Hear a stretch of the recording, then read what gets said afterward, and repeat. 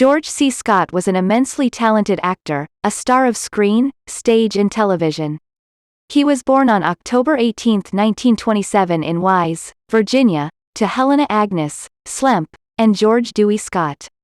At the age of 8, his mother died, and his father, an executive at Buick, raised him.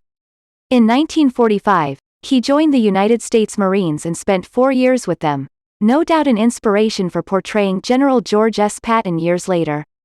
When Scott left the Marines, he enrolled in journalism classes at the University of Missouri, but it was while performing in a play there that the acting bug bit him. He has said it clicked, just like tumblers in a safe. It was in 1957 that he landed a role in Richard III in New York City. The play was a success and brought the young actor to the attention of critics. He soon began to get work on television, mostly in live broadcasts of plays, and he landed the role of the crafty prosecutor in Anatomy of a Murder, 1959. It was this role that got him his first Oscar nomination, for Best Supporting Actor. However, George and Oscar wouldn't actually become the best of friends. In fact, he felt the whole process forced actors to become stars and that the ceremony was little more than a meat market.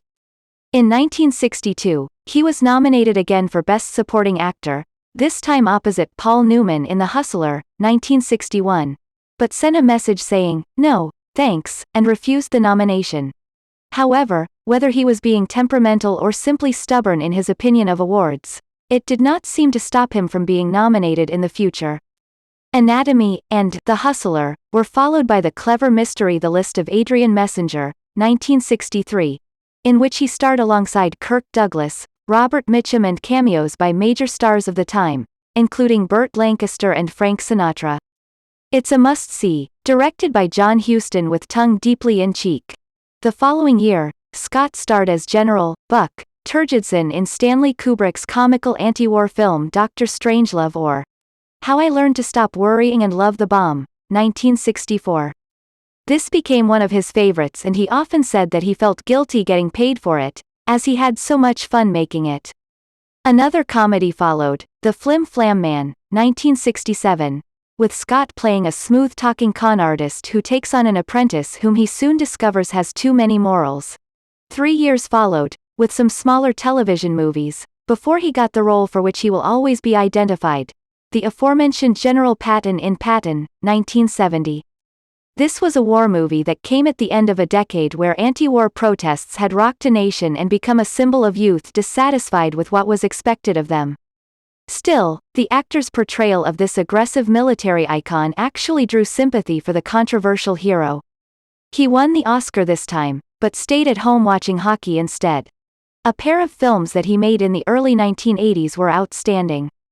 The first of these was The Changeling, 1980, a film often packaged as a horror movie but one that's really more of a supernatural thriller. He plays John Russell, a composer and music professor who loses his wife and daughter in a tragic accident. Seeking solace, he moves into an archaic mansion that had been unoccupied for 12 years. However, a childlike presence seems to be sharing the house with him and trying to share its secrets with him. From learning of the house's past, he discovers its horrific secret of long ago, a secret that the presence will no longer allow to be kept. Then he starred, along with a young cast of then largely unknowns, including Timothy Hutton, Sean Penn and Tom Cruise, in the intense drama Taps, 1981.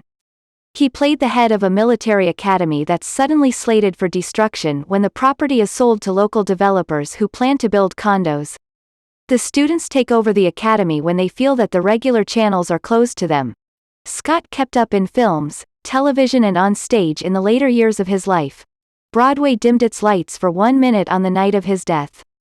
Among his projects were playing Ebenezer Scrooge in a worthy television update of A Christmas Carol, 1984, an acclaimed performance on Broadway of Death of a Salesman, the voice of McLeach in Disney's The Rescuers Down Under, 1990, and co-starring roles in television remakes of 2 classic films, 12 Angry Men, 1997, and Inherit the Wind, 1999, to name just a few.